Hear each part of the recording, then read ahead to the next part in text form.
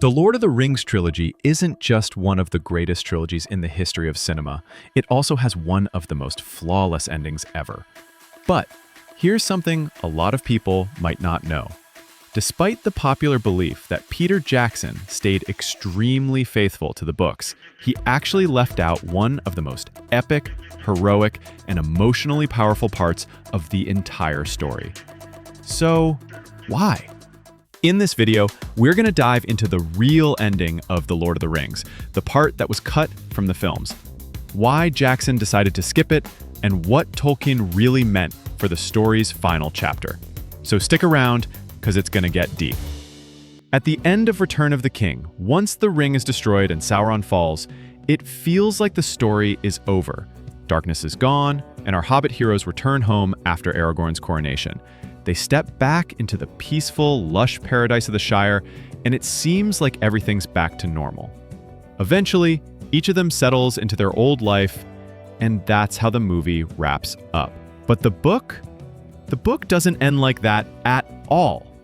When Frodo, Sam, Merry, and Pippin finally make it back after all the battles, all the pain, they don't find the Shire they left behind. What they find is a nightmare. Almost all the trees have been cut down, homes destroyed, darkness and fear have taken over. The entire place feels cold, ruined, and corrupted. The people are being oppressed by some mysterious force. It's so bad that Sam actually says the Shire looks worse than Mordor. Let that sink in. Worse than Mordor. So what the hell happened here? And more importantly, who did this? Short answer, Saruman. Now, if you remember in The Two Towers, Saruman is defeated. In the movies, we see him fall with the collapse of Isengard, and eventually he gets killed by Wormtongue. But the books tell a different story. After losing everything, his power, his army, the ring, Saruman is bitter, humiliated, and desperate. So he heads to the Shire with Wormtongue and a gang of southern mercenaries. He hides his identity and goes by the name Sharky. And once he's there, he unleashes his rage, his need for revenge, and basically turns the Shire into a mini dystopia. He industrializes it. He strips it of its beauty. He enslaves the hobbits, turning them into laborers for his twisted vision.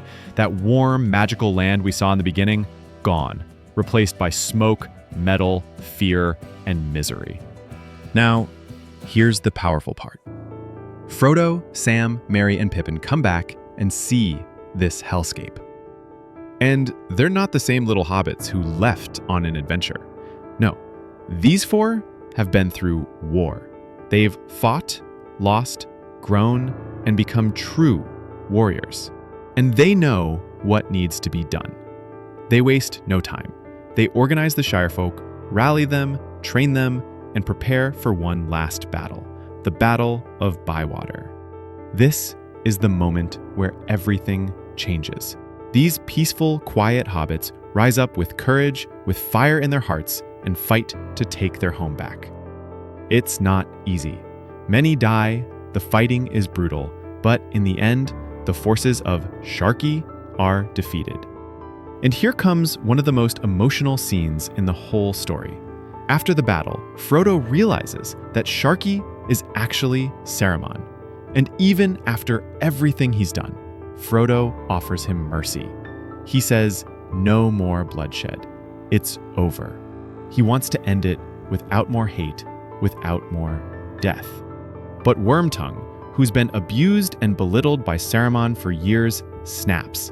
He finally breaks. In a sudden, brutal moment, he kills Saruman. Then the hobbits shoot him down. After all that destruction, the hobbits finally begin rebuilding their home.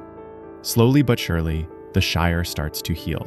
And Frodo, Sam, Merry, and Pippin, they're not just the guys who saved the world from Sauron. They're the heroes who saved their people, their land, and their way of life. But it still begs the question, why would Peter Jackson cut such a powerful and meaningful part of the story? The main reason? Time and pacing. The Lord of the Rings films were already incredibly long, and adding another major sequence after the emotional high of the ring's destruction might have felt like too much.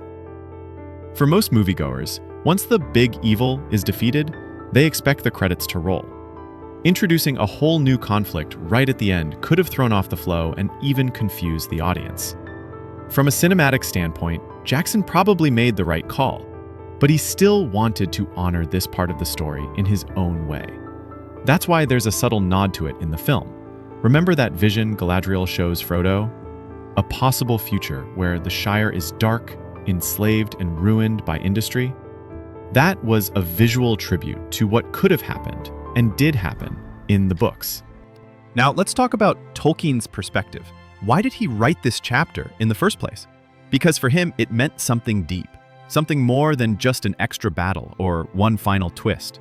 First of all, he wanted to show that no place is ever completely safe from the reach of evil, not even a peaceful, quiet haven like the Shire. War, corruption, and power can creep in anywhere.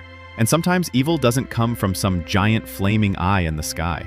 It comes from within, from people you thought were gone, or from systems you never noticed before. Second, this chapter shows just how much the hobbits have changed. They started as innocent, small, carefree beings, but they come back as leaders, fighters, and protectors. This part of the story proves that they didn't just survive the journey, they grew because of it. And finally, there's Tolkien's personal connection. He loved nature. He hated the industrialization of England and the way the countryside was being destroyed. The Shire being turned into a grim, smoky, factory-like place, that was his worst nightmare and a warning. He used Saruman's destruction of the Shire as a metaphor for what he saw happening in real life, the loss of beauty, of tradition, of peace. So in the end, the Scouring of the Shire isn't just an extra scene. It's a message, a reminder that the fight against darkness never really ends. You can save the world and still have to come home and fight for what matters most, your family, your neighbors, your roots. And maybe that's the most powerful lesson Tolkien ever gave us. So, now that you know what the real ending looked like, what do you think? Should this part have made it into the films? Would you have liked to see the Battle of Bywater on the big screen? Drop your thoughts in the comments, and if you enjoyed this breakdown, don't forget to like the video and subscribe for more deep dives like this.